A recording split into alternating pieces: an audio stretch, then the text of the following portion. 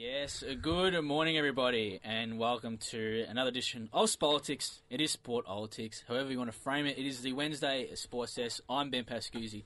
I'm joined by the trio. We're back. We're all back here. Liam, Tom and April. How are we? Good, very good. I'm so pumped for football. It is too Footy long. Finals. Too How long good is to that? wait. Sorry, as a Freo supporter, there's finals this week. Got in. But Freo have been in the news. Well, that's the only thing I've heard about football is Freo. There's been one player of note who's potentially leaving to my boys. Well, I'm going to go straight out and say it. He's gone. He's come out yesterday. His fiance has followed the Brisbane Lions on Instagram. And that's not official. And he's followed our players. Yeah, but he's followed a whole heap of players. But from us. But he's followed a whole heap of players from the AFL. No, but like just recent action, he's just started following. Granted, I'm not claiming anything because I'm not even going to say the station's name.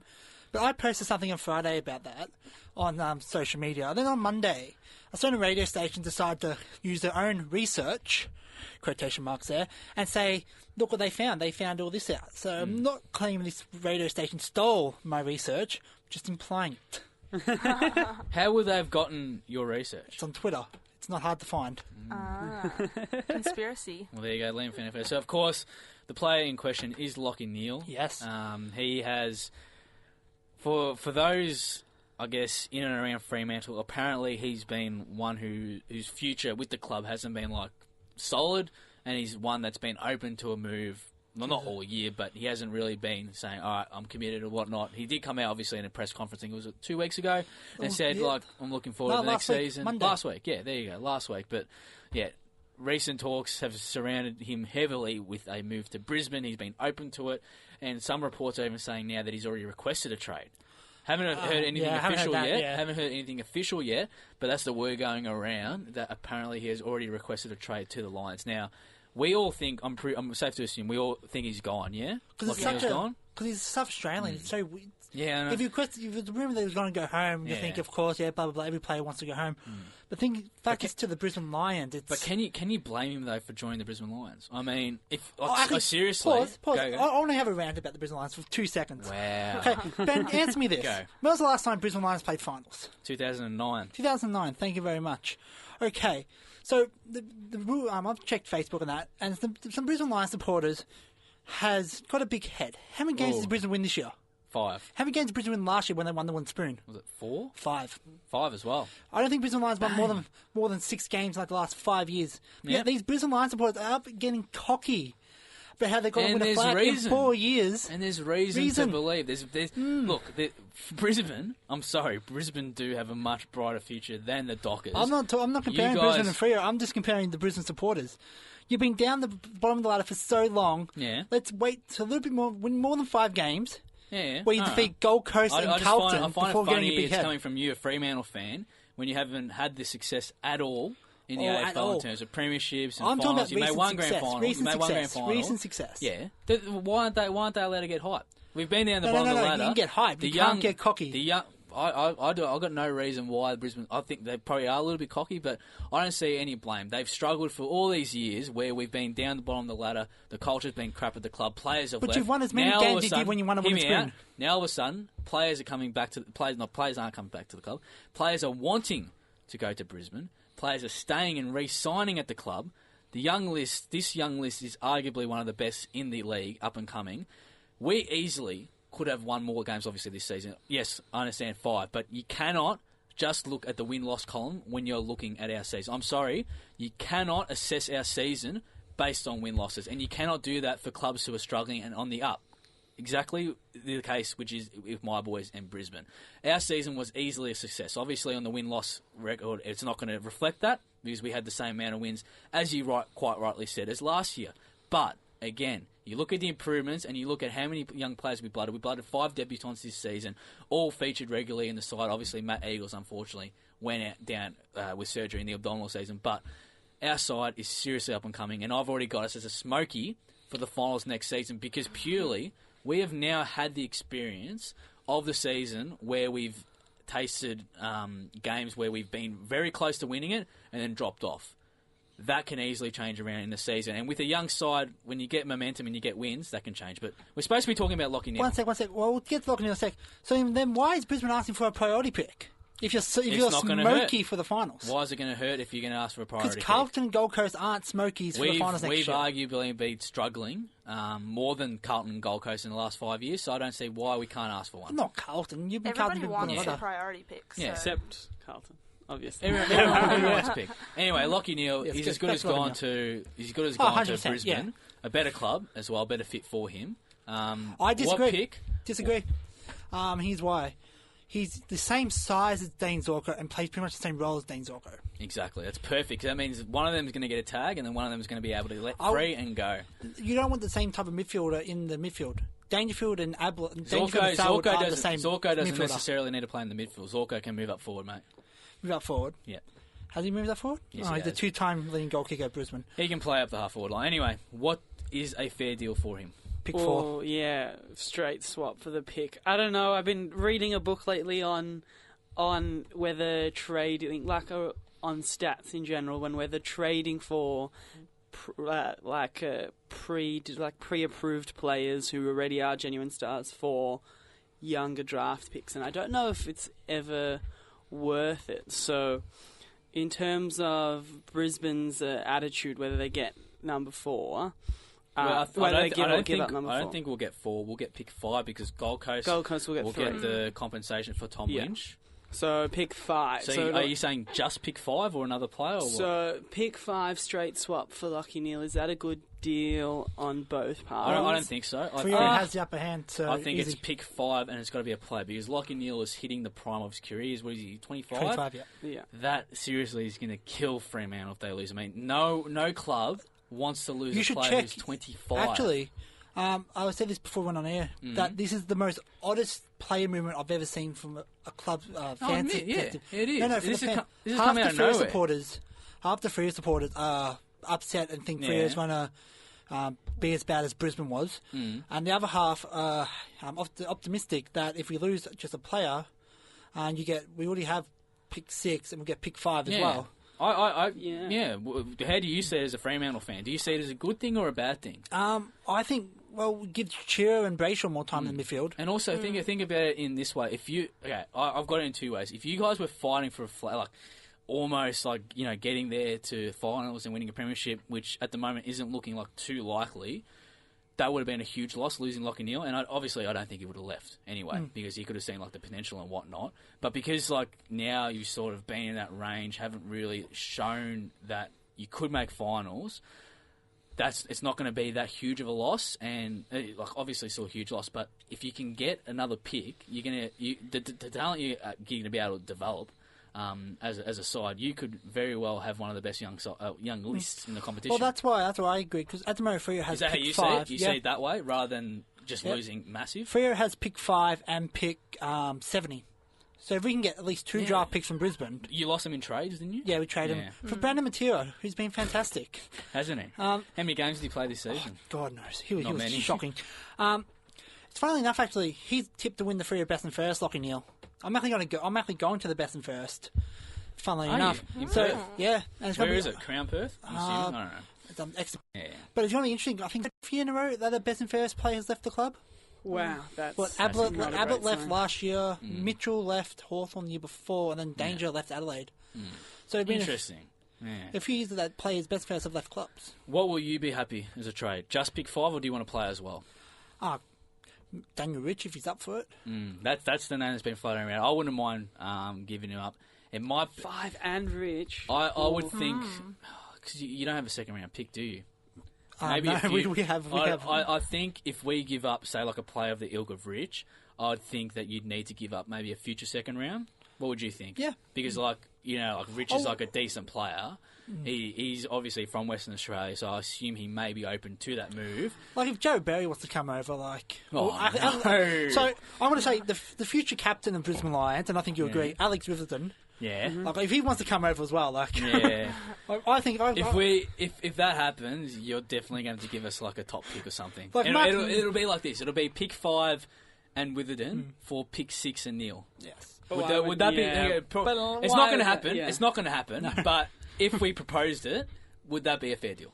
No, that doesn't change. That's just, you may as well not do the picks and just do a straight swap, or just do the No, picks? I think Freo win that deal because I think Riverton will be a better player in the future. Exactly. That's why I'm saying we need to go up in the draft. I don't know. Um, We're not within it. Look, all our young talents off Yeah. In all limits. seriousness, but though, I think Rich pick 5, and then you guys give us Lachie Neal potentially a future second round pick. yeah, I that's think probably that's worth it. fair. in all seriousness, so what's come out is that something happened in the Geelong game.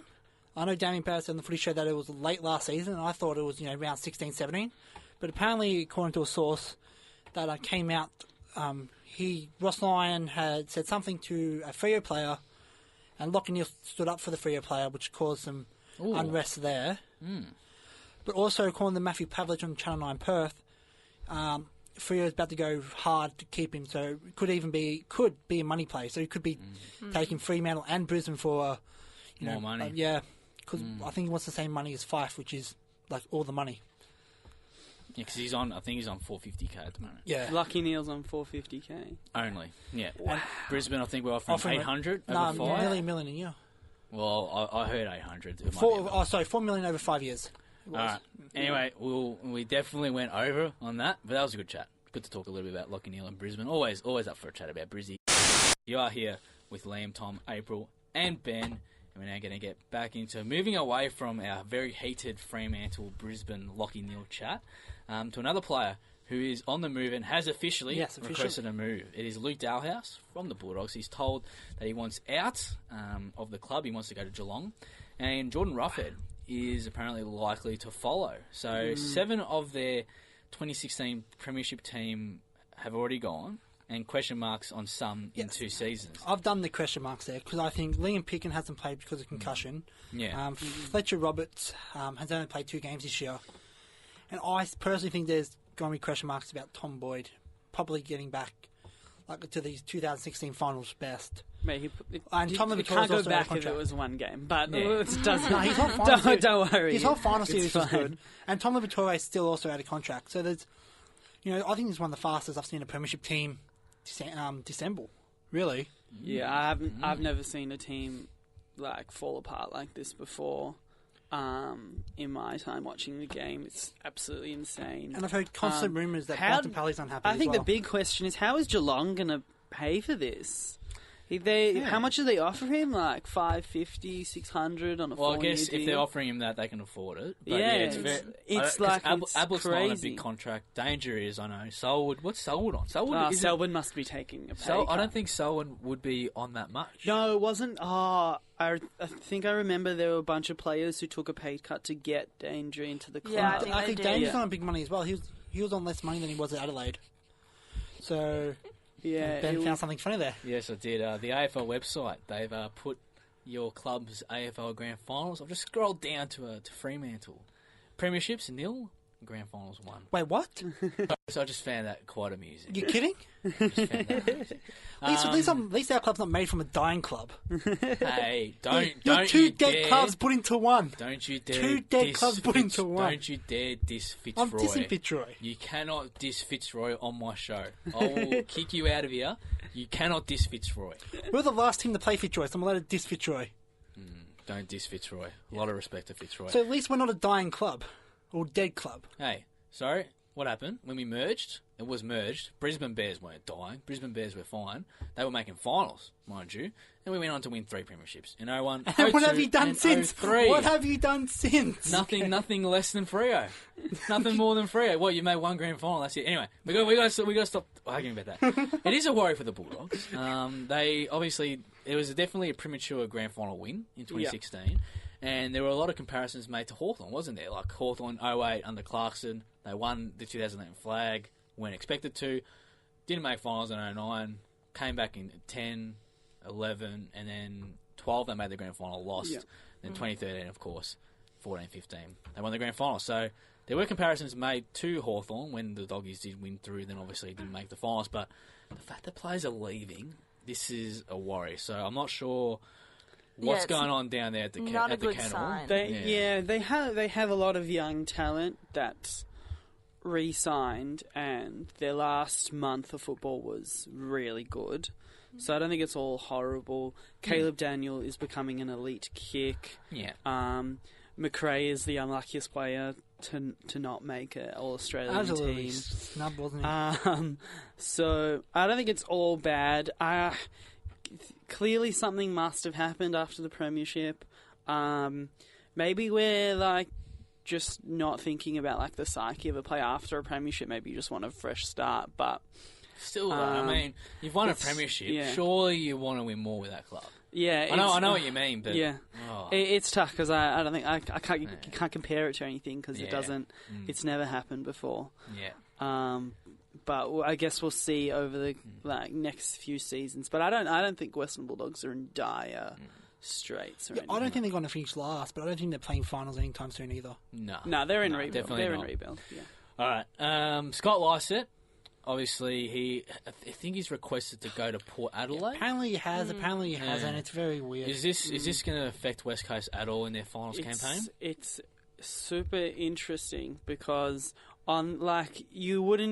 you'd expect someone like Lycett, second ruckman behind Nick Nat, to not be a big deal in the club, but because Nick Nat's gone down twice in 2 seasons, And going up in age. he now has so much bargaining power. Yeah. So I wouldn't be surprised if he comes back to West Coast with a negotiating tactic. Yeah, I was going to asking say, for do more you money. think he's done this for more money as a cash grab? No, I think Or do you he's think gone. he's genuine? I think he's genuine gone. No, I think he's gone. But again, if Roughhead is looking to go to Perth, Or Tom But this Hanks. is just yeah, it's so weird. I mean, why would you want to leave West Coast when they just finished second in the ladder? because and he's go to but he's Port just Adelaide. a placeholder. Of all teams, Yeah, but Port I Adelaide. think Port Adelaide, because Paddy Ryder's their number one ruckman as well. No, Exactly. but Paddy hasn't been fit for that's- 2 you're not years. wrong. He made Australian. But then last year. he'd still be in the same position sort of as Played West once, Coast because yeah. Nick Nat. Did Nick Nat ever make an All-Australian? 2012. There you go. Nick Nat, former All-Australian, injured as well, like Yeah. Paddy Ryder. I don't know. Interesting. Yeah, I don't think it would affect West Coast because I don't think he's a big name player. You'll probably hover over him, but I think Jake Lever last year for Adelaide was probably worse. That was probably worse for a club than Lycett. Yeah, I don't think this is going to affect West Coast in their finals this year. I think the club's come out and said that they're pretty clear that they're focusing on the game, and I think they'll do that. Yeah, if Nick Nat and Gaff and Kennedy all hasn't changed where they've been on the ladder, then this is nothing. Yeah. All right. I want to get to 2 more topics pretty quickly. First up, Gold Coast. They need a Luke Hodge type player. Who should they target? Oh, Roughhead. they should have got Jared McVeigh. They couldn't, and he re-signed. So I'm not too sure. Goddard. Yeah, got the big thing was Goddard delisted, clearly not offered a new contract. Sorry, and it would be a great fit for them. I don't mind Roughhead as well. That's not a bad option. They just need an old, mature head. Yeah, I would prefer someone in down back rather than forward. But if they need to get anyone they can get, especially if they lose Stephen May. Well, they're about to get rid of Stephen May. He's not going to leave himself.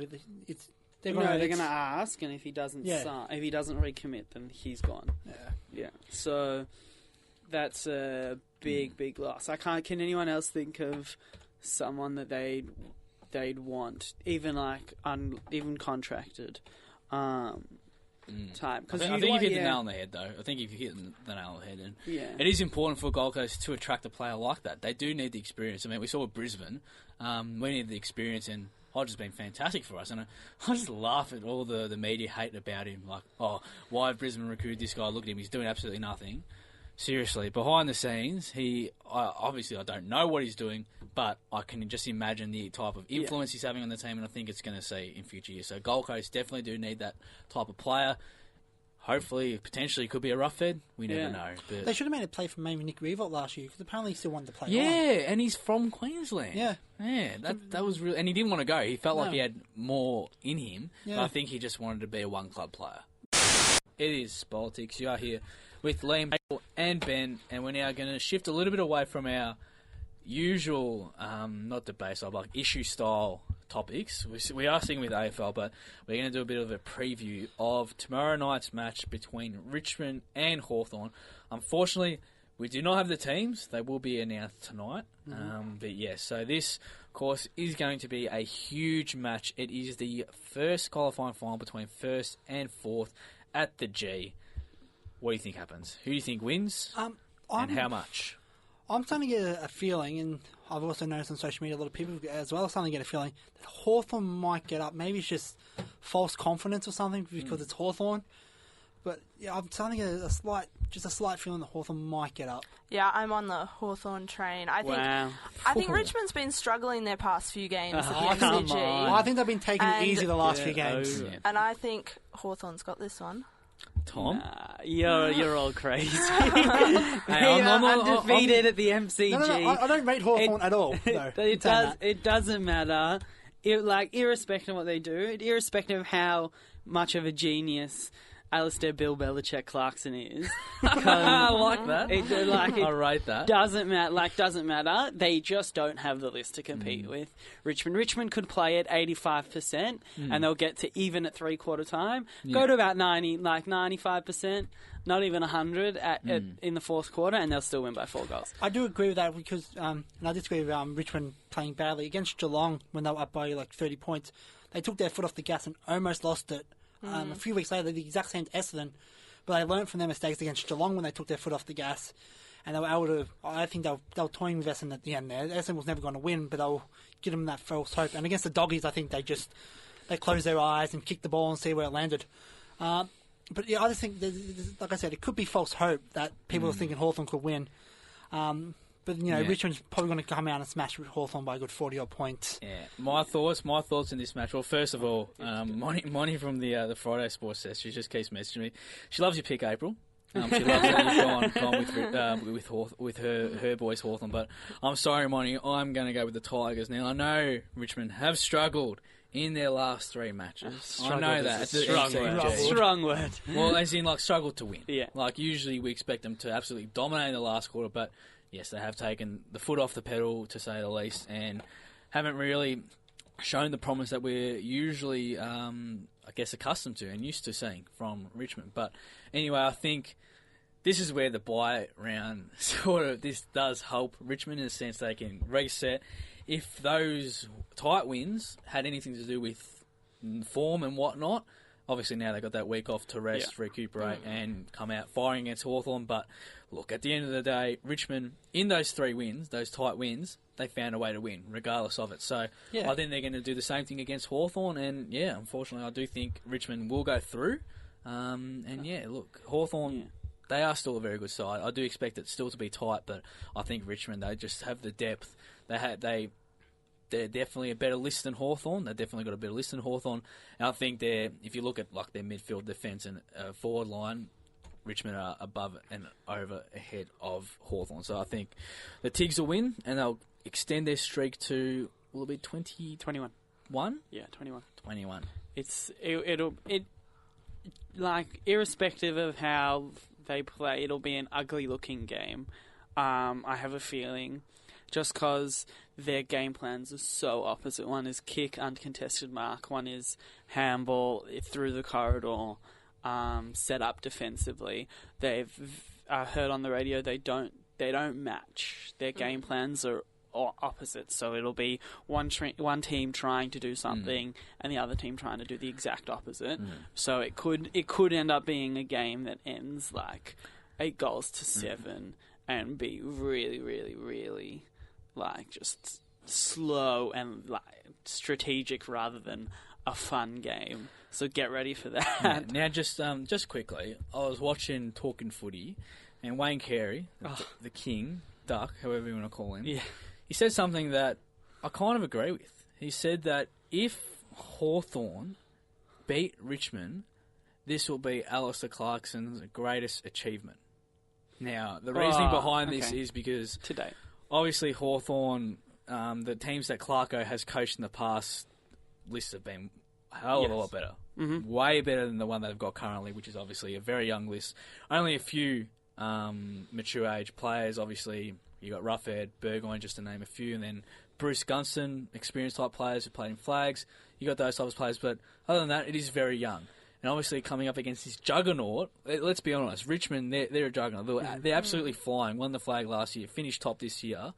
So that's the reason why he said that if Clarko can find a way, not to win the flag, but just to beat Richmond, it will be his biggest achievement as a coach of Hawthorn.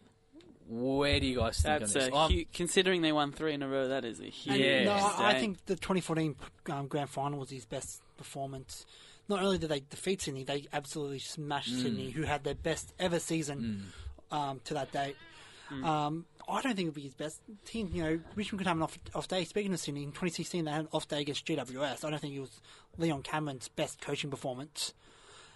Teams just have an off day, and I think if Richmond lose and Hawthorn wins, I think it'll be good. I think if he wins the flag, it'll be his best coaching performance. Yeah, that's definitely for sure. We all agree that. I think the he's never won Coach of the Year award. That's the whole thing about Clarko. Wouldn't that be his best? Like Geelong lost one game for that season. Yeah, that one as well. We all forget about that. That's so long ago now.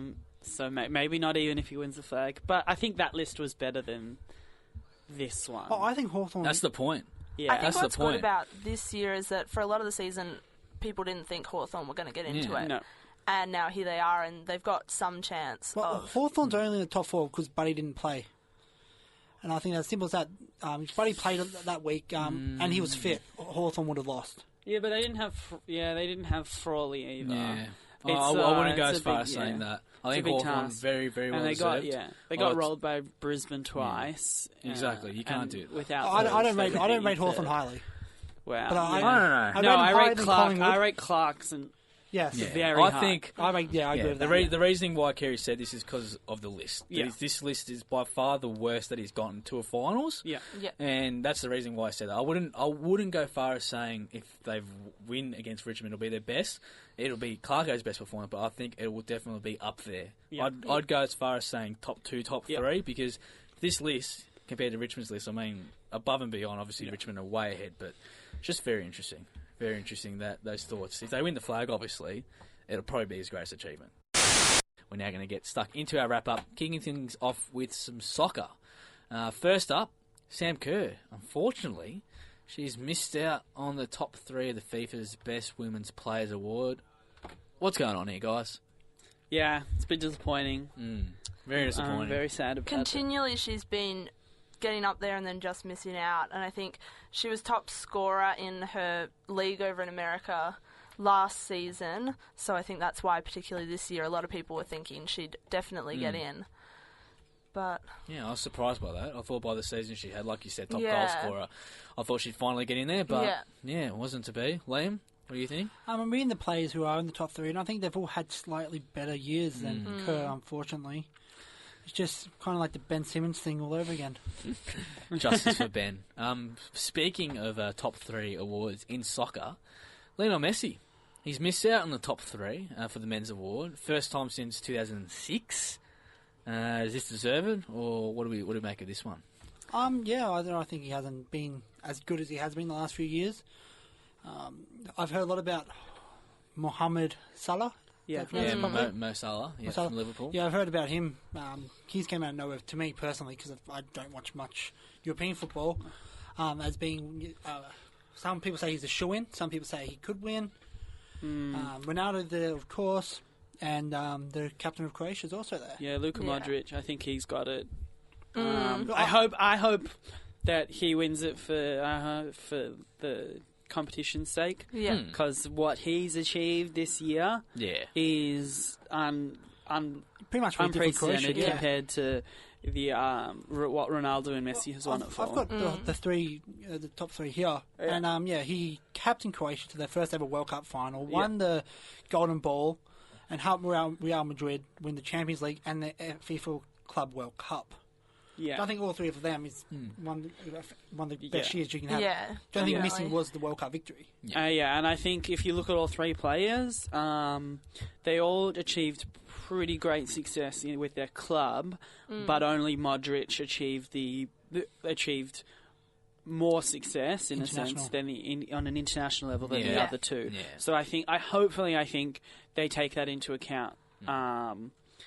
and they give Modric the Ballon d'Or, because it would be a bit annoying for Ronaldo to win it again. I think the majority of people will be rooting for Yeah. Luka Modric. It would be great to see him win it, but yeah, it'll be very interesting to see. Yeah, when the and I time think comes around. Salah will keep. I think Salah will keep going into this season. I don't think he wins it this season. But I think he'll stay strong this season, and he could potentially, if they get to another Champions League final, and they win the Premier League, then he.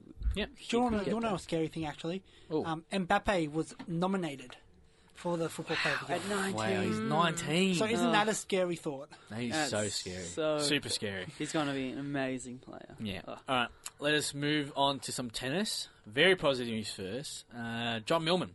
What are our thoughts on him beating a Federer? Can he beat Djokovic tomorrow morning? The best thing I saw was a fake news, like a joke news article that was, the headline was, Australian makes the news in tennis without being. Yeah. This was on, what's it called? The Batuta Advocate. Batuta Advocate. Without acting like or whatever. It was the maniac. Classic. It's true, though. It is true. Yeah, classic. Batuta Advocate article, Yeah. And I love it because finally an Australian's in the news for being good at tennis rather than not being good at tennis and being good at screaming. Exactly. And Millman epitomises, like, he's been such a hard worker. He doesn't have the talent. Absolute journeyman. Yeah, nowhere near does he have the talent, the skills, or did he come from like a rich family? He had to work his butt off. He's been up there like pushing, almost breaking through for the past few years. I think he's 29 or something now. So he's been at it for a long time. Is that pretty old for tennis? Apart from Federer? No. Not really. It's pretty old to be just starting to break through, I think. To start to break through, it is old, but who was that guy a few years ago that won the Australian Open? I can't remember his name now. out of nowhere. He was Sweden, Switzerland as well. Stan Wawrinka. Yeah, he broke through before that. He was pretty good before that. He was pretty good before that. Yeah, I can only remember Federer as an older player winning a Grand Slam. Or Nadal now. Yeah, but even Nadal hasn't been as good as Federer was. Yeah. So it's a huge achievement for Millman. His next opponent, though, Djokovic, can't catch a break. Is the Joker. I think he's got a shot. Yeah, I think it'll depend on the conditions. I think I was reading about because they've had really hot weather there. Yeah, the heat and Federer was saying he thought Millman handled the heat much better, and Djokovic always struggles with hot weather. Really? So that gives him a little bit of a chance. Okay, I'm on board. Yeah. It's hard. Like, I really want him to win, but there's always the thought that comes back to me every single time, and not every single time, but the majority of times, an underdog overcomes a Goliath-like opponent. So, like in this case, Millman beat Djokovic.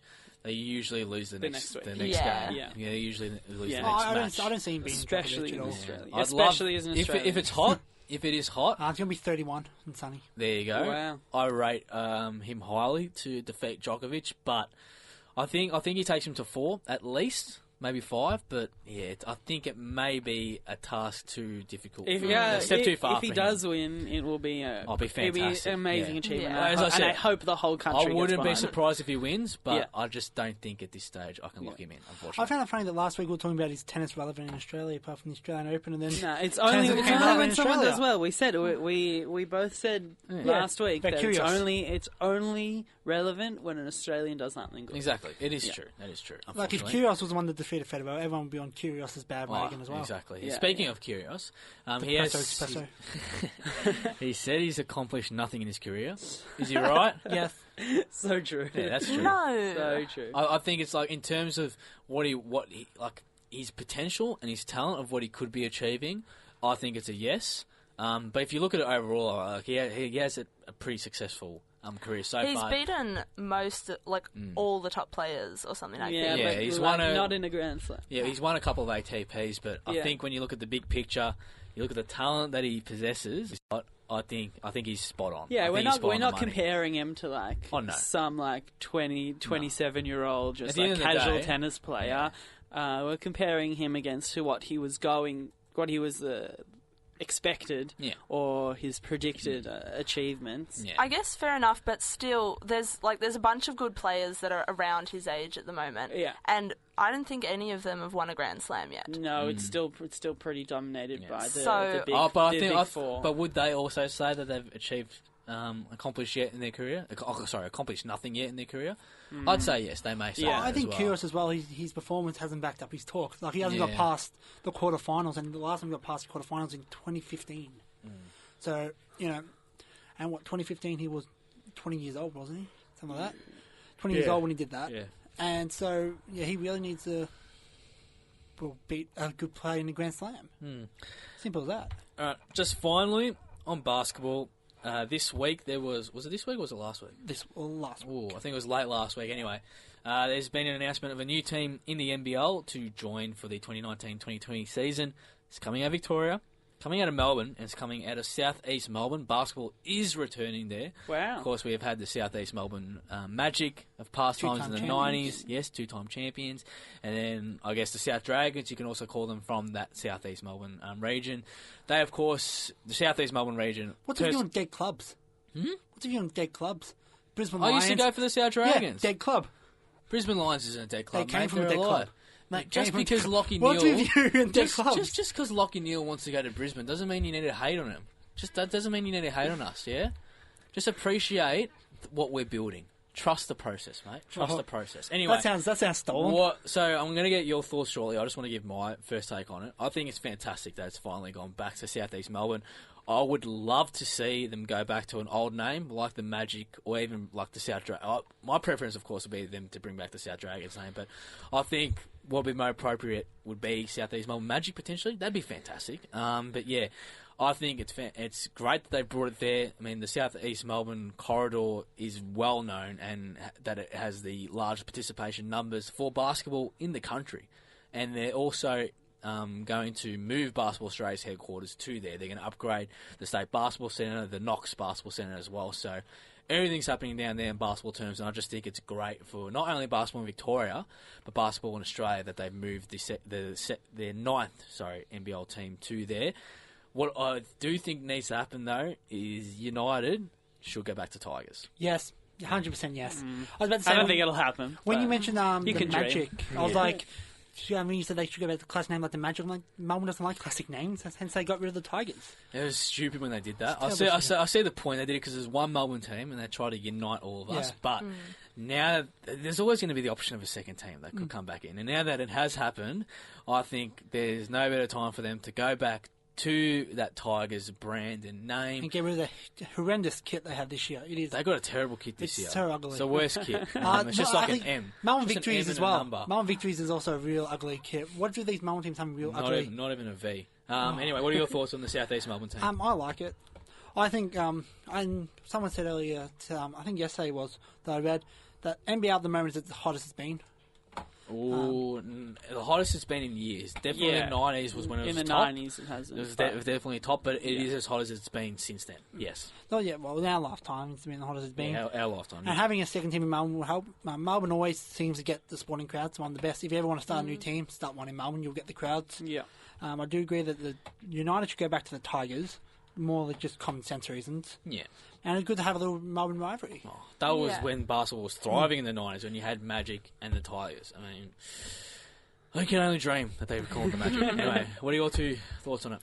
Yeah, I don't mind it. Could they have brought the team somewhere else? Like, I don't know, throwing names out there, Canberra, Tasmania. Well, Tasmania wants a team for 2021. Yeah, should they have brought it then, or is this the right move right now? No. I like the idea of two Melbourne teams, from what you were saying, Liam, of being able to then have Melbourne derbies, and I think that'll build up the basketball following here in Melbourne and bring a bit more excitement to it, I think. So I think for now that's the good move.